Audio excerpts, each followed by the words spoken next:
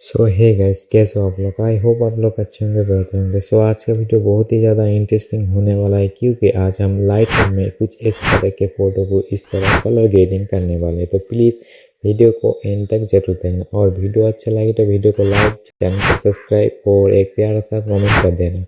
चलिए वीडियो को लंबा ना करते हुए वीडियो को शुरू करते हैं।